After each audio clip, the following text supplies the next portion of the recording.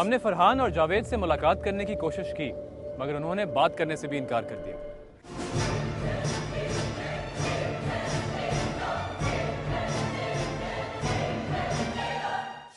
हमारे साथ मौजूद हैं आरिफ न्याजी, जावेद सिद्दीकी के वकील। उनसे बात करते हैं। अस्सलाम वालेकुम सर। सर, ये केस आप कब से डिफेंड कर रहे हैं? तकरीबन 3-4 साल से जी। क्या मौक़िफ़ है जावेद का इस केस के बारे में? देखें जी, जावेद दोस्ती की बुनियाद पर जावेद को मुलव्वस किया गया है, और जब फर्स्ट रिमांड में मैं उससे मिला था तो उसने मुझे बताया था कि पुलिस ने मुझ पर तशद्दुद किया, तो उस तशद्दुद की वजह से मैंने पुलिस के सामने इतराफ़ जुर्म किया, यानी प्लीड गिल्टी की। आप ये कहना चाह रहे हैं कि जावेद जाए वकूफ़ पे मौजूद ही नहीं था? जी, आउट ऑफ सिटी था, और मैं इसका बैकग्राउंड जानता हूँ, मजहबी घराने से इसका तल्लुक़ है। इसकी सिर्फ दोस्ती थी फरहान से। इसको दोस्ती की बुनियाद पर पुलिस ने अपनी एफिशिएंसी दिखाने के लिए इसको मुलव्वस कर दिया। तकरीबन 10 से 11 साल से अपील में ये केस। आपको क्या लगता है इस केस का फैसला हो जाएगा? ये जो इतना ज़्यादा अरसा केस को हो गया कि अभी तक कोई फ़ैसला नहीं हो सका, इसमें कुछ हालात भी थे, मुल्की हालात, कुछ शहर के हालात, उसके अलावा जजेस की कमी। अभी हमारी अपील को सुना जा रहा है और हमें उम्मीद है कि जल्द इसका फैसला हो जाएगा। तो जावेद का कहना यह है कि वो जाए वकूफ़ पे मौजूद नहीं था, मगर फरहान को जानता था। दोस्ती की बुनियाद पर सिर्फ मुलव्वस किया गया। आरिफ साहब, आपका बहुत शुक्रिया हमारे प्रोग्राम में हमको टाइम देने का। आरिफ साहब का कहना है कि जावेद जाए वकूफ़ पे मौजूद था ही नहीं, ना सिर्फ ये बल्कि वो हादसे वाले दिन शहर में भी मौजूद नहीं था। फरहान, वसीम और उनके वकला ने हमसे बात करने के लिए इनकार कर दिया। तहम अस्मा के वकील इक़्तिदार अली हाशमी से गुफ्तगू कुछ यूं रही। सर, आप कितने अरसे से अस्मा नवाब का केस डिफेंड करें? अस्मा नवाब का केस 98 का है, FIR वगैरह जो 98 की है। उसके बाद उनका मुल्ज़िमान का ट्रायल हुआ ओरिजिनल ट्रायल कोर्ट में, उसमें मैं नहीं था।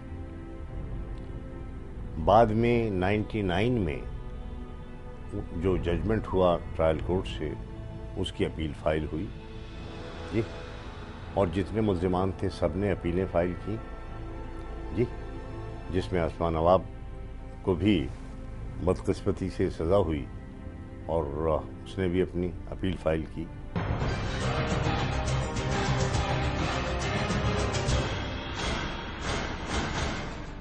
पिछले चंद साल से मैं इस केस में जा रहा हूँ।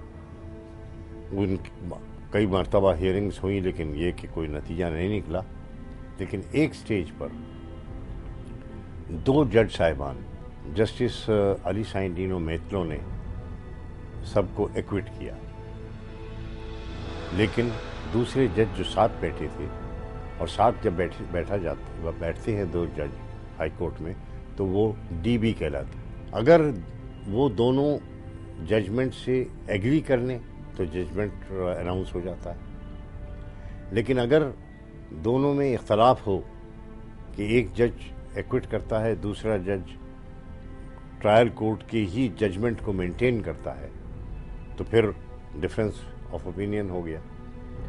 और इस किस्म का डिफरेंस अगर 2 जजेस के दरमियान में हो, तो फिर एक रेफरी जज को अपॉइंट होता है। तो ये केस अभी रेफरी जज के सामने है। ये केस पिछले 12 साल से लड़ा जा रहा है, डिले की क्या वजह है? बस वो इत्तफाक है, यानी केस नहीं चल सके या कभी चले, और वरना ज़्यादा वक्त तो कच्चा पेशी में और हियरिंग के मैटर से में ही गुजर जाता है। अस्मा नवाब को अगर अदालत बेकसूर करार दे देती है और रिहा कर देती है, तो जो उसने 11 साल जेल में गुजारे उसका क्या होगा?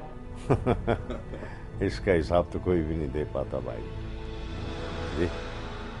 जिसकी ज़िंदगी में जो कुछ लिखा है जी, जो तकदीर में लिखा हुआ है, उसको कौन मिटा सकता है। अस्मा नवाब केस तजस्सुस, सफाकी और एहसासात की कहानी, एक ऐसी कहानी जो गुज़िश्ता 11 साल से एक ही जगह ठहरी हुई है। ना असल मुजरिम को सज़ा हुई और ना बेगुनाह को रिहाई मिली। इस तरह के लातादाद केस ज़ेरे इल्तवा हैं। इंसाफ की फौरी फराहमी रियासत की जिम्मेदारी है, मगर रियासत के इस अहम सतून की सूरत हाल ने मुआशरे पर क्या असरात डाले हैं, इनका जायज़ा लेंगे ब्रेक के बाद।